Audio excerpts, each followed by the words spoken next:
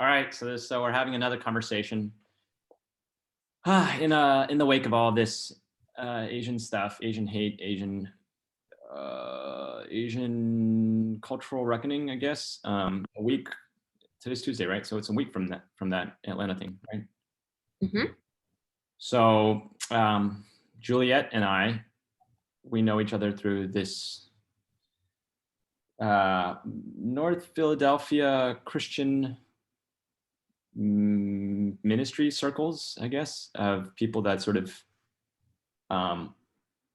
care about this neighborhood. A lot of it's centered around this neighborhood of Hunting Park.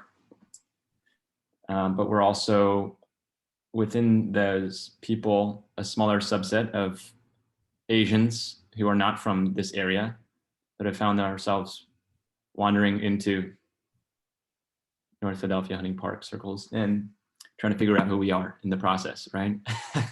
Is that fair to say that that's kind of a connection point that you and I have? Because I remember going to like a Chinese, like celebrating Chinese New Year with you like 5 or 6 years ago at a Chinese restaurant and being like, I didn't even really know who you guys were yet. And you guys had been here much longer than I have. Right. So anyways, I wanted to process with you. I know that both of you and I have different ways of thinking about our Asian identity. And you're an Asian woman, and I really want to hear from Asian women at this time because, yeah, it's hard. So I want to hear where you're at and how you're processing.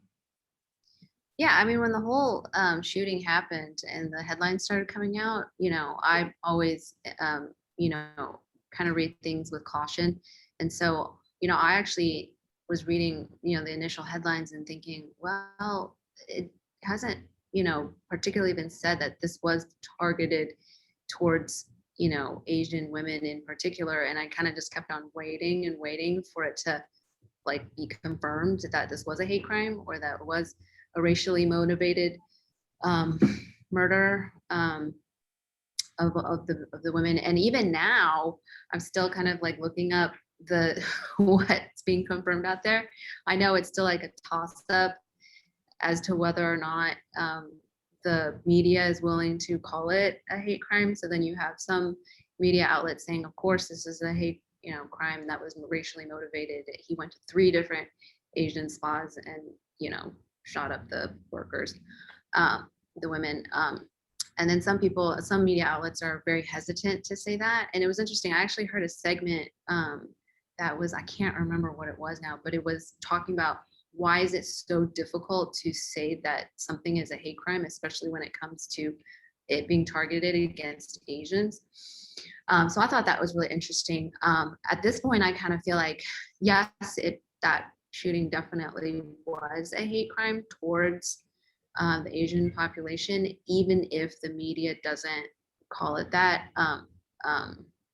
Just because, if it'd be almost by the process of elimination, it was that rather than, if he doesn't ever confess, like, yes, I went out and shot up Asian women. He didn't write a manifest. He didn't write a manifest. So, and I've been kind of like obsessively looking up that kind of thing, just because I think it's important for a headline to come out to say, yes, he had confessed and admitted that this was a racially motivated, murder shooting spree. But in any case, that's kind of what I've been hung up on for some reason. And I think it's actually just because in my 40 years of existence, this is the most hyped up the Asian American Pacific Islander population has been about, prejudice against our community. I can't remember another time when it was this hyped up in the media, So I remember I've seen some little other things pop up. I mean, I think it maybe is a cultural reckoning time, anyways, during COVID, and then just the general race consciousness overall has become very. Yeah, I feel like all that kind of was like perfect timing to the culmination of the year-long, obviously increase in hate crimes against Asians because of coronavirus. So it's like all culminating to this point. And we're kind of almost the last racial group to have this happen for us, you know, in terms of organizing politically around these issues. So it's timely, you know. Right. And I had all these like sparks. Yeah, I'm really curious your perspective specifically too, you as a person, because I just feel like I feel like your experience, you know, in terms of different spaces, operating in different spaces, is unique, because you know you've had a lot of experience here in North Philadelphia, and predominantly black and brown, whatever words we should use there, and then your school now is not predominantly black and brown, right? It would predominantly white. Yeah, right. I mean, I grew up in Dallas, Texas, which is obviously very homogenous. It's politically very Republican when I was growing up, and also very white. And then I worked in corporate America as an architect for many years in mostly a predominantly white male environment. And then I moved into North Philly, and then now I'm at the SCH Academy teaching, and it's pretty diverse actually in the upper school. We have actually a ton of international students from China here. So in a class of like 125 per grade from 9th through 12th grade, we have about like 25 international students. So that's pretty diverse, you know, because they pay full tuition. And then we also have, yeah, like a lot of African Americans here. Not a lot, huge Latino population, and not a huge, well, I guess I would, you know, Southeast Asian population or anything like that. Yeah. But so I feel like my whole life, you know, for me personally, I tend to naturally, I'm like more like a chameleon. So I will try to blend in when I can blend in. But because I'm often the only Asian person, I think that's why I do it. But then if I'm in a larger group of Asians, or when I feel more vocal, especially recently, I will kind of like allow my Asianness to come out, you know, more and speak more from like the identity of an Asian American. But I probably didn't really start doing that until my 30s. So from like when I was a kid to when I was, you know, late 20s, when I'm the minority in a context, I tend to just not talk about my identity. Whether it's a white dominant space or a black brown dominant space, either one, you just I kind of don't really bring that up unless I'm forced to or something, you know. So. Yeah, I mean, yeah. So you chalk that up to kind of like, you know, it's just I'd rather just not be the center of attention, or I just want rather not. Yeah, and I think that's really typical about Asian culture, just because at least the way I grew up, my parents taught me to blend in, like try to be, you know, blend into whatever context you're in. So like if I'm in a white context, I will, you know, I used to, you know, kind of more shift towards my white identity, you know, but after doing this, I'm part of like a white moms group teaching our kids how to become anti-racist. I realized actually just now that I don't really have a white identity. I have a middle class to upper class identity. That's what it is, but it's not white. That's what I realized. Well, I'll like lean towards that identity more. My educated middle class identity. Well, no, you bring that up. Okay, so that's a very tricky conversation, and I'm still figuring out how to think about that, because some of us, when we're trying to discern the racism that exists in the Asian community, you know, like how did it develop, and you know, people are thinking intersectionally a lot these days. But one thing I don't see as much is like, I mean, people always want to start with you're motivated by explicit racial prejudice. And one of the things that's very difficult is like, as we think about Asian Americans, I feel like a lot of it has been this starting point of pursuing upward mobility, right? Yeah. That, you know, and then plus sort of what was the word we used? Blend in, pursuing upward mobility plus our cultural trait of blend in, that de facto became sort of culturally assimilate among white Okay, right, because I feel like it's really interesting that you said when you guys intentionally made the move to North Philadelphia, you tended to just kind of blend in too with the Black and brown culture, right? Well, I would play up that side, the fact that I'm not white and I can be a minority with them as well. So Right. then I will kind of let that part of me, my racial identity come out, but mostly just as a minority, not specifically as an Asian minority. Right. So you would seek out the commonalities, right? Yeah, I think out the commonality, exactly. Yeah, which I think is interesting. I mean, which I think sometimes I do wonder. I mean, again, I'm in process. I do wonder whether we want to fixate on the word racist. Are you racist? That label, rather than I think more broadly the outcomes. Like, can a people group have in pursuing wealth or pursuing upper mobility, and then also with that trait of assimilating and just sort of like not making waves, blending in, de facto been equivalent to, in effect, in outcome to, if this people group were explicitly racist, you know what I mean? In terms of choosing not to get to know a group of people, choosing not to, and then sort of adopting over time being influenced by the cultural standards and ways of looking here. So Right. but people is white supremacist, not necessarily using that term white supremacist in a really super egregious way, but just kind of in general. Sure. Then can our group of people have adopted that way of perceiving people? Right, which You mean like in a kind of a white privileged way or something? right, something like that. I don't know. I'm wrestling with some of that because sometimes I worry that we go around the word racist. Well, I don't know. I mean, I get, again, I understand people using that word really in really complex ways these days. Uh-huh. But I think about how words are used and then how they're heard. Right. I think people need to be very specific about the way that they use the vocabulary. So there's like white supremacy, which I don't identify with at all, but there is privilege. There's white privilege, but then there's just also privilege in general.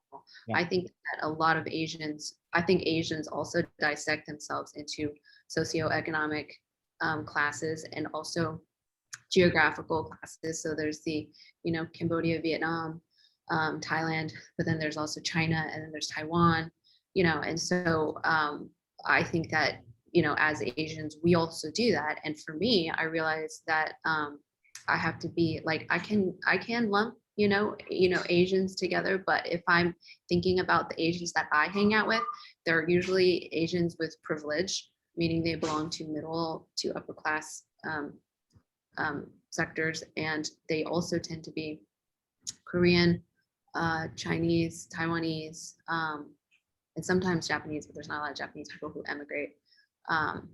Yeah, but those are like the main groups as well that I hang out with. So even obviously within our group, we also have huge divides. I'm hoping, actually, one of the things that I realized after this whole thing is, with the shootings in Atlanta, is that if I look at my friend group and if I look at the people I hang out with, I am friends with, people in the lower class, but they tend to be not Asian. So I personally like, African Americans, Latino, and it's actually more comfortable for me to hang out with them than people who are in the lower class Asian sector, because one, I think the language barrier, two, I think being American, just in general, the American experience, right. People who emigrate here from, tend to be, the lower class Asian population tends to be people who are first generation immigrants or just came here, Fox, right? Fox, right. Fresh yeah, fresh off the boat, and I don't have a lot in common with them. And I also, if I really delve deep into my psyche, I think it's also my own personal hate towards the stereotypes that people place on Asians that I want to divorce myself from or separate myself from. Well, that's what I think. So I've been challenging myself about that too. I think that there may be something from when we're younger, youth, whatever, when you got the Asian stereotypes, or like the little things that kind of stung a lot, but actually like maybe are like deep wounds now. Oh yeah, deep wounds. Chopsticks, haha, your food smells. Look, for me it was, hey, you've got a bowl. Why are you eating like this? I did it at home, and then I did it at school, and then they're like, what the heck are you doing? You look like a barbarian, and then Interesting. and then wanting to and then run away from that moment. And you're young, so you can't process. If I did that now, Yeah. I'd be proud about it, and I'd be like, whatever, you're racist. You don't really know Right. it. You're Now I'm totally comfortable with it. thing. Now it'd be woke to do that, but because it was so young, and you just Yeah, you didn't know. so I've been thinking about how can we like recover or reconcile that part of our identity where we actually are aware of that and actually be like, I want to go back and learn stuff that I used to think is like weird and exotic and like, just feel Well, like, the thing is, there's certain things you want to learn. So, for example, when the Atlanta shootings came out, I might automatically, you don't, all this stuff came about victim blaming, and I did that in my mind. I was like, man, I wish Asians wouldn't have those massage places that had the bad stigma attached to it, But what I realized is I need to grow my own empathy towards trafficking through marginalized minority Asian women. Why am I so divorced from that reality? I've never thought about that until now. I mean, I'm 40, it's like, how can I not have, and I almost felt like now I feel shameful about it, that I wanted to separate myself. So that's not even part of my like thinking. Like it's not even in the sphere of any daily social justice concern that I have. Yeah.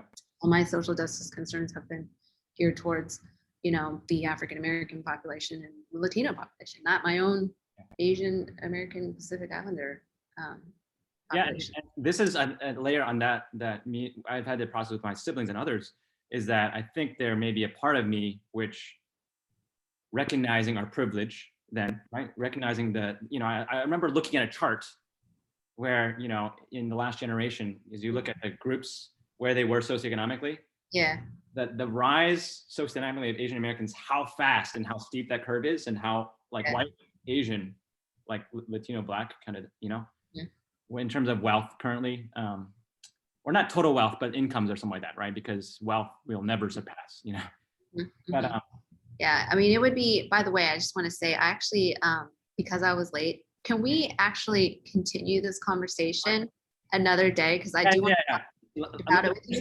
Let me finish this thought in like 1 minute. Finish the thought. Yeah, because of that, I struggled the idea of being a cultural liaison or cultural ambassador or push against injustice against our own community, because I felt it was selfish. But I feel like there's a way that we have to recover and learn how to acknowledge the complexity of it. And it's not selfishness to invite others in to understand the injustices against this community without downplaying or de-emphasizing the deep injustices that we should stand with against other communities. Right. Yeah, and I think as middle class educated Asians, I want to. This all has stirred in me a lot of things, but I want to like kind of pick through everything and think about how I can use my privilege as an Asian, my Asian privilege, to help get other people on board with focusing on the issue of marginalized Asian women who are marginalized and in horrible situations, or stigmatized worse and stereotyped worse than I am, because I can't, I think the racist stuff that I've faced is very minor, and I'm not saying that because to minimize it. I think I personally do feel like it's a lot less than what a Black person would face on any given day, or when or what a more marginalized part of society, anybody in a more marginalized part of society would face because of our specific Asian privilege. So I need to do better. That's part of it. Me too. Let's keep the let's keep it until we continue the conversation. No, this is really helpful for me, actually. Just all the, especially because I know that we're both connected to the same community. So let's keep now that we've talked a little, why don't you think of some specific questions that we could think of? That's good.